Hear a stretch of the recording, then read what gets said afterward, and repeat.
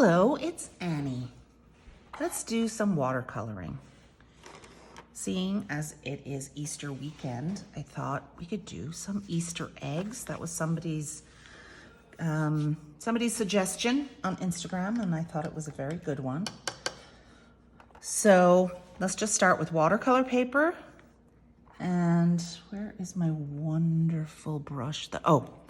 This was a brush that was still new, and I opened it yesterday. I think I got it on Instagram, and I'm in love. It's so great. I got to get some more of them. Da Vinci. All right, so let's pick, say, a green. So add lots of water, either with your brush or your little tool like I have. And then just do an egg. You know, it's a little narrower on the top, a little fatter on the bottom. They can be actually kind of hard to do and look even, but it doesn't really matter as long as it's egg-like. This one's a bit wonky, but it's fine.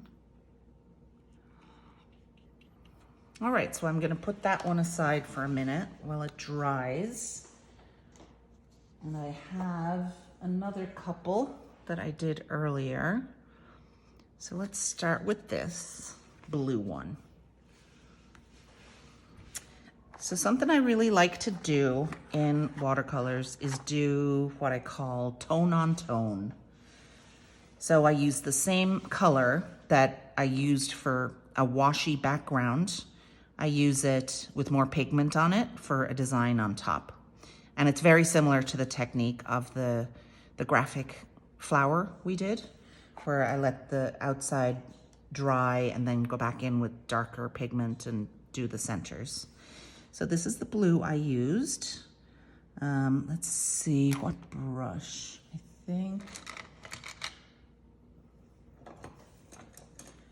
I'll use this brush. It's a 6 and it's nice and new, so it's got a good point, but it's quite thick if I want to get a little more action out of it. All right, so I'm gonna load up my brush with fairly wet paint. I'll put a little bit more in that. Oops, I'm already getting drops of water on it. Okay, so we're gonna do kind of a vine pattern on this egg. So you just kind of start with a line from one edge to the other. And you can do them from top to bottom, from side to side. We're gonna do 3 lines to start with. And now we're going to pretend they are vines, and we're gonna add leaves to them. So I always start from the outside of the leaf into the stem, but you can do it the other way if you prefer. So we're just gonna kind of do that. And you can make them straight leaves like that, or kind of curving. You can add more water so they become, I mean, it's still darker than the background, but it is still quite watery, which I like. In fact, this one I think is a little too dark. So just go all the way down the line.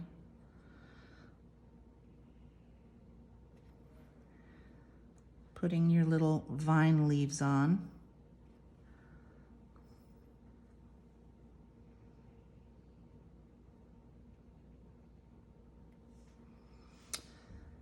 And then for the long line here, we're gonna do a much smaller little leaf.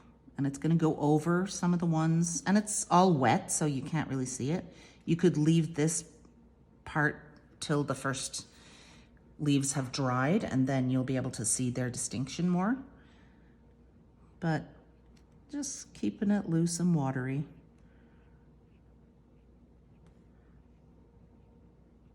And you can either have the leaves like in twins like this, where they're both kind of touching the same part of the stem, or you can alternate the leaves on the different sides. There's a name for that, but I don't remember. There's a kind of leaf name. All right, so we have one more line left. And this time I'm just gonna do little swirlies like that. And they're going to not be at the same part of the stem. They're gonna be alternating spots. Once again, it's gonna go over your previous leaves. Just like that. And now what we can do at the end of those little curlies, we can just do a little set of 3 leaves, 3 simple little leaves, which are just gonna be little dashes with your brush. Now, that to me is kind of chaotic and not totally successful. I probably should have done one stem first, put the leaves in, and then chosen a place more carefully for the second stem so the leaves could kind of intertwine with each other a little less chaotically, kind of fit in with each other, work with the negative space. But you know what I always say, they can't all be winners. So it's fine.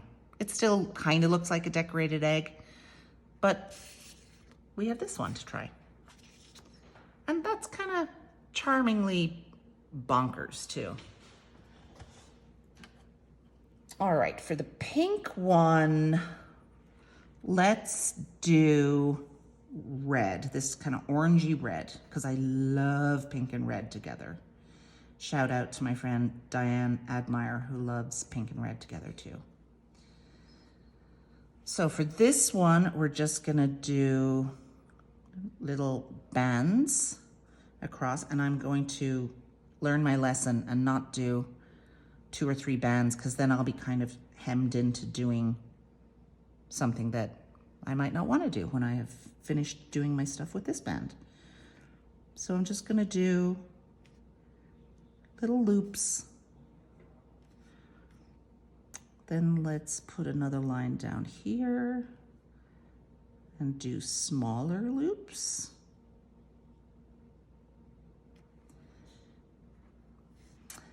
And do it again up here.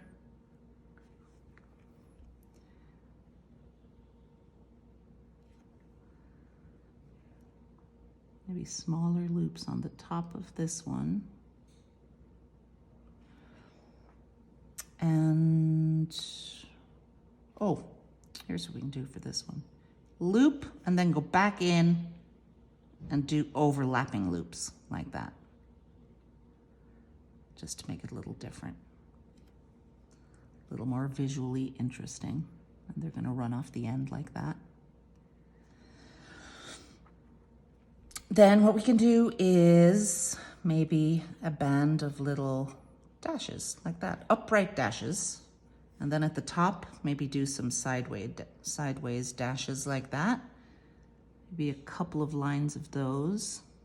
So they're kind of more staggered looking. 3 lines. So they're kind of staggered like a brick wall, but they're not big shapes. They're quite small.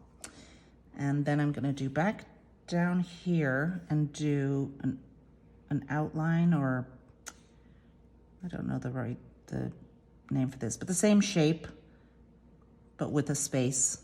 So none of the lines aren't touching each other. And then I've got these nice little V dips here. So I'm just gonna put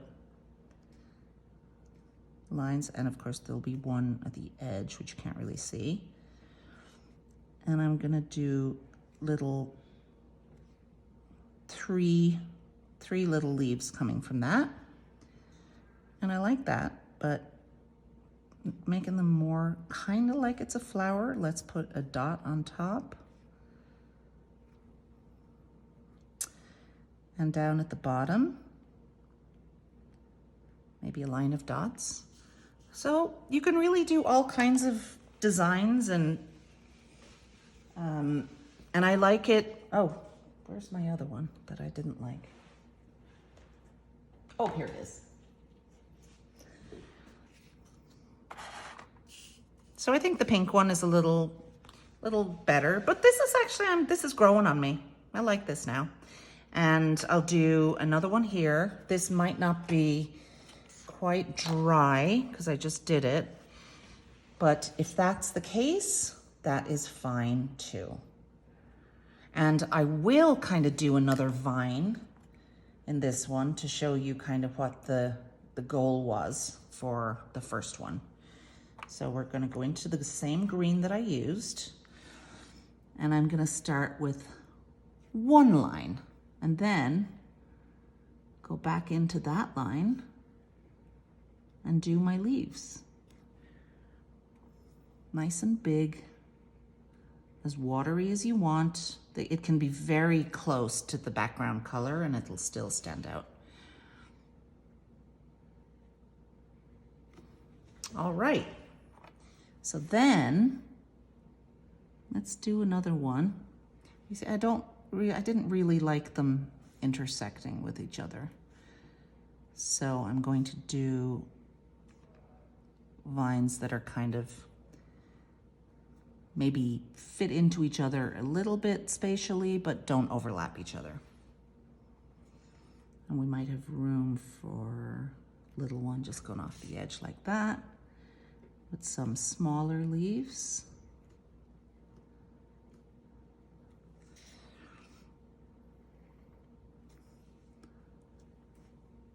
And you can just keep filling up the spaces.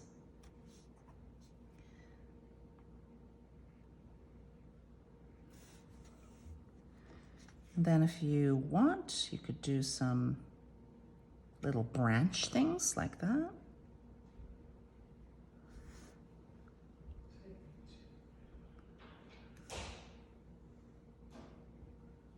And there we have it. It's kind of a organic looking plant-based Easter egg. And if you do several in several different colors, always keeping with the same kind of tone on tone, or a complementary color that you like, the two of them together, there you have it, a nice set of Easter eggs. Happy Easter, everybody.